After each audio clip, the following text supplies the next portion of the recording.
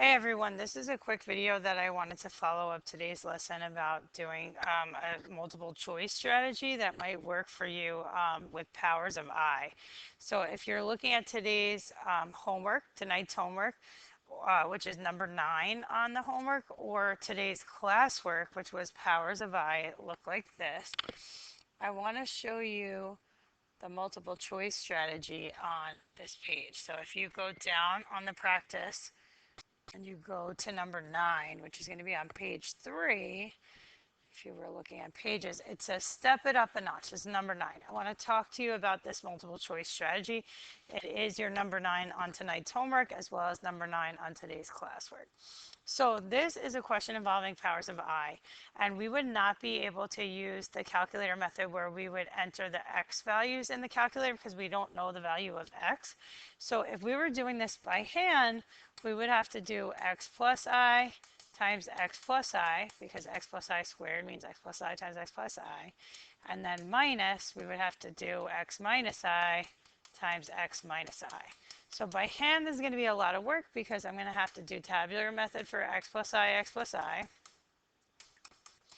Separately, I'm going to have to do tabular method for x minus I, x minus I. And I'm going to get my values, and then whatever I get, I'm going to eventually have to distribute this negative sign to whatever I get from this quantity, okay?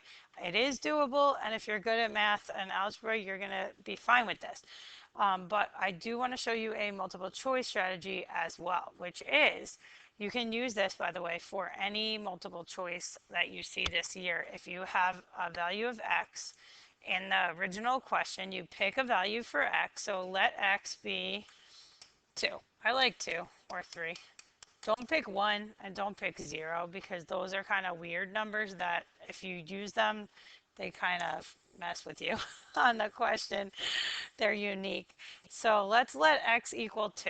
Okay, so everywhere you see an x, plug in 2. Now plug this into the calculator exactly how you see it, but with a 2. Okay, so do parentheses 2 plus I, or whatever number you pick. Doesn't have to be 2. You can pick 3, you can pick 5. Just don't pick 1 or 0. Minus 2 minus I. So again, whatever you picked, you're plugging in. Where I have 2, you can plug whatever you want in, but be consistent. So now hit enter, and I got 8I. Okay. All right, so that's what I got when I let x equal 2. You could get something different if you picked another value for x. So now, after you substituted it into the question and got the answer, now it says substitute the same value for x into each choice until you get the matching answer, okay? So I already know the answer is not choice 1 because 1 is 0, and I got 8I, right? And 2 is negative 2. So I'm down to choice 3 or 4. So if I plug in choice 3, negative 2 plus 4xi, I'm going to plug in x equals 2 in here in the slot where the x was, okay? So for this one, I could put it in the calculator again if I like.